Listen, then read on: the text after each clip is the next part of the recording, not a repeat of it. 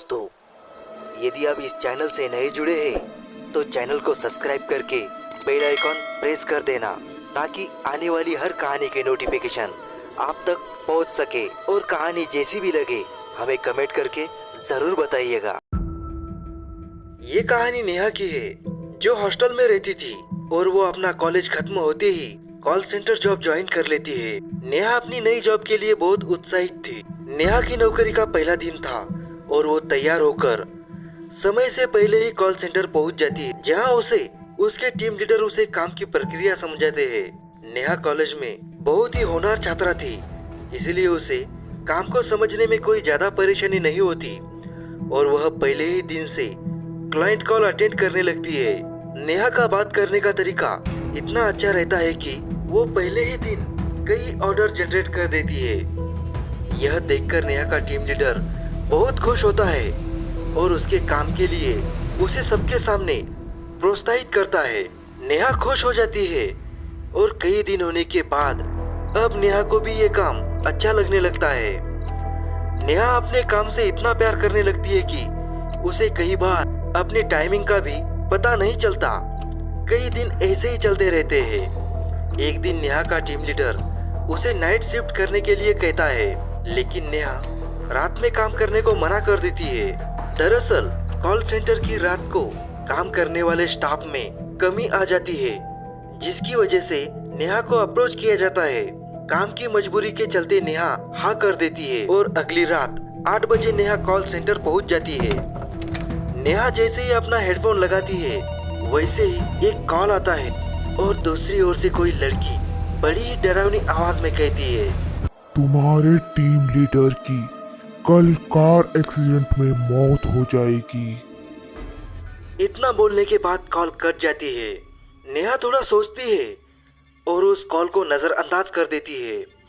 उसे लगता है ये जरूर किसी की शरारत होगी और वो रात की शिफ्ट खत्म करके सुबह अपने हॉस्टल पहुंच जाती है। हॉस्टल में नेहा खाना खाते वक्त टीवी देख रही होती है। तभी उसे खबर मिलती है कि उसके टीम लीडर की कार एक्सीडेंट में मौत हो गई है और यह सुनते ही नेहा अपना खाना छोड़कर अपने कॉल सेंटर भागती है। वहां उसे पता चलता है कि उसके टीम लीडर नाइट शिफ्ट खत्म करके अपने घर जा रहे थे और रास्ते में एक ट्रक से उनका एक्सीडेंट हो गया और उनकी मौत हो गई। लेकिन नेहा इसलिए ज्यादा परेशान थी क्योंकि रात को जो कॉल आया था उसमें यही मैसेज था कि सुबह तुम्हारे टीम लीडर की कार एक्सीडेंट में मौत हो जाएगी और वो कॉल हकीकत में बदल चुका था, जिससे नेहा बहुत परेशान थी। वह सभी को यह बात बताना चाहती थी, लेकिन उसे अच्छे से पता था कि कोई उसकी बात का यकीन नहीं करेगा। नेहा पता करना चाहती थी कि वो कॉल किसने किया था, इसलिए वो अपने एडमिनिस्ट्रेशन में जाकर कॉल डिटेल पता करती है। लेकिन जिस समय नेहा को कॉल आया था उस समय का कोई भी रिकॉर्ड मौजूद नहीं था। इसका मतलब उस समय किसी क्लाइंट का कॉल नेहा को नहीं आया था।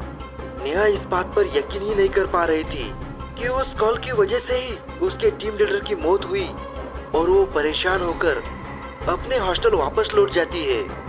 सारा दिन परेशानी झेलने के बाद वह अपनी नाइट शिफ्ट के लिए तैयार होती है और कॉल सेंटर पहुंच जाती है। यहाँ उसके सहकर्मी पहले से ही काम कर रहे थे और टीम लीडर के स्थान पर एक नए व्यक्ति को नियुक्त किया गया था। नेहा जाते ही नए टीम लीडर से बात करती है और उसके बाद क्लाइंट कॉल अटेंड करने में लग जाती है। देखते ही देखते रात के 12 बज जाते हैं और फिर उसे उसी तरह का एक और कॉल आता है। आज रात 2 बजे कॉल सेंटर के सर्वर रूम में आग लग जाएगी, जिससे कॉल सेंटर का सारा क्लाइंट डाटा बर्बाद हो जाएगा और इससे कंपनी को बहुत नुकसान होगा।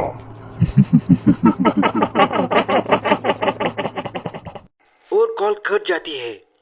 इस बार नेहा इस बात को हल्के में नहीं लेती और अपने नए टीम लीडर से जाकर सारी बात बता देती है और वो भी नेहा की बात पर भरोसा करते हुए सर्वर रूम का परीक्षण करता है। लेकिन वह किसी तरीके की तकनीकी खराबी नहीं होती और वो नेहा से कहता है, नेहा, यहाँ सब कुछ ठीक है। दुर्घटना होने का तो सवाल ही पैदा नहीं होता। जरूर तुम्हें फर्जी कॉल आया होगा। तुम अपने काम में लग जाओ, इन सब बातों पर ध्यान मत दो। कॉल सेंटर में स्पैम कॉल आना आम बात है। और नेहा वापस कॉल अटेंड करने में लग जाती है। कुछ समय बाद जैसे ही रात के 2 बजते हैं, सर्वर रूम में एक छोटा सा धमाका होता है और काम कर रहे सभी लोग भागते हुए वहां पहुंच जाते हैं और देखते ही देखते सारे कमरे में आग लग जाती है। टीम लीडर सभी से आग बुझाने को कहते हैं। तभी वहां रखे हुए पानी के कंटेनर से सभी आग बुझाने में कामयाब हो जाते हैं, लेकिन सर्वर रूम जलकर खाक हो चुका था और अब वहां कोई बैकअप नहीं किया जा सकता था। मतलब जो कॉल आया वह पूरी तरह सच साबित हो चुका था और यह बात केवल नेहा और उसका टीम लीडर ही जानते थे। नेहा का टीम लीडर उसे अपने चैम्बर में बुलाता है और नेहा से पूछता है, बताओ नेहा, तुम्हें ऐसे कॉल कब से आ रहे हैं? हाँ सर, जिस दिन से मेरे काम की शिफ्ट चेंज हुई उसे रात 12 बजे पहला कॉल आया था, लेकिन मैंने उसे ज़्यादा महत्व नहीं दिया था।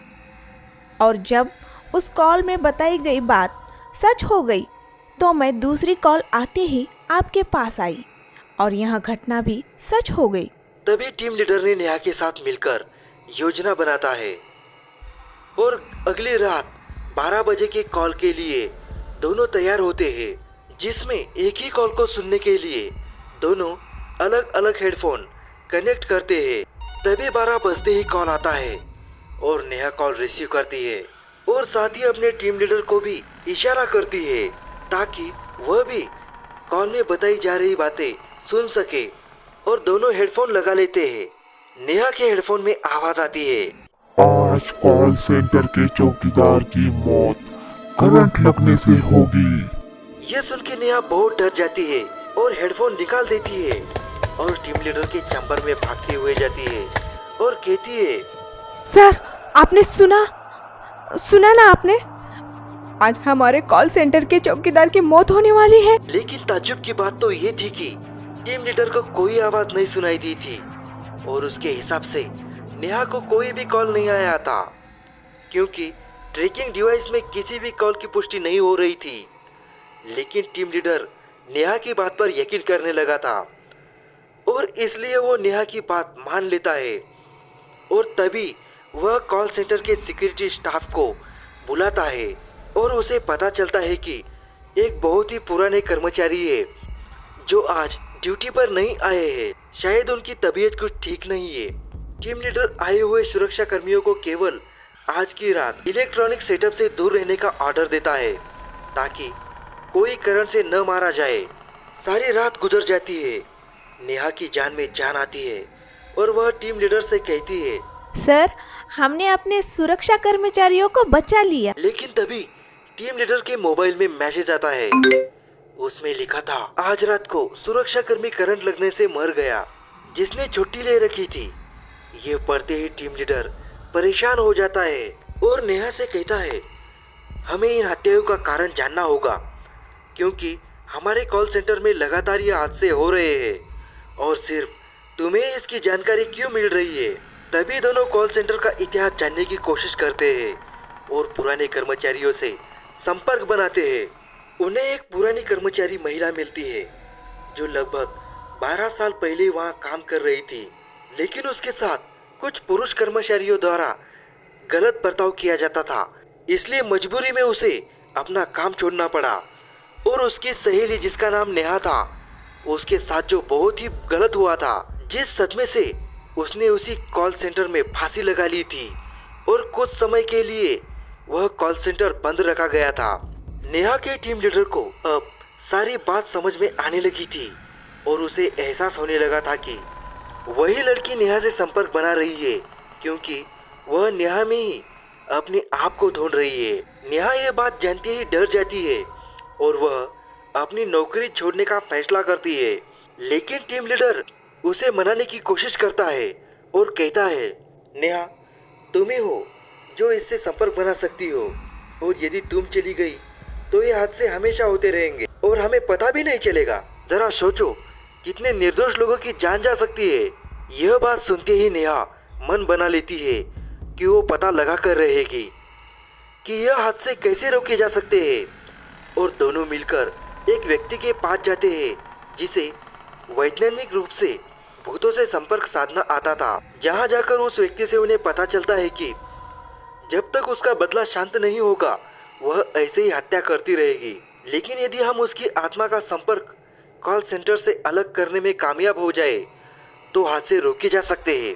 लेकिन इसके लिए नेहा की जान को खतरा हो सकता था, क्योंकि उस वक्त नेहा को अकेले ही कॉल सेंटर में रहना होगा, और जैसे ही वह नेहा को संपर्क करेगी तो उसे नेहा के शरीर के अंदर जाने के लिए यह व्यक्ति विवश कर देगा और उसे नेहा के शरीर के अंदर रखते हुए कॉल सेंटर से बाहर निकालकर किसी दूसरे जगह उसे आज़ाद कर देगा, जिसके लिए उससे जुड़ी पहले की कोई पुरानी वस्तु ही जरिया बन सकती है।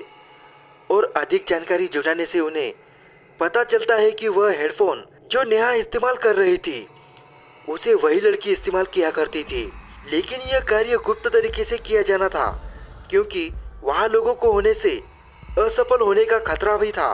टीम लीडर सभी स्टाफ को छुट्टी देते हैं और तीनों मिलकर योजना को अंजाम देने के लिए रात के 12 बजते ही हमेशा की तरह कॉल आता है और योजना के अनुसार वैज्ञानिक उस आत्मा को तकनीकी प्रक्रिया के तहत नेहा के शरीर में उसे प्रवेश करवा देते हैं और नेहा बहुत ही अजीब सा बर्ताव करने लगती है। उसे संभालना मुश्किल हो जा रहा था। तभी दोनों नेहा को रस्सी के सहारे बांधकर कार तक ले जाते हैं और एक सुनसान जगह धार्मिक स्तर पर उसे आजाद करने की तकनीकी प्रक्रिया करते हैं। कुछ ही घंटों बाद नेहा को होश आ जाता है। टीम लीडर यह देखकर बहुत खुश होता है क्योंकि उन्होंने खतरा उठाते हुए इतना बड़ा काम कर लिया था और बहुत से बेकसूर लोगों को मरने से बचा लिया था।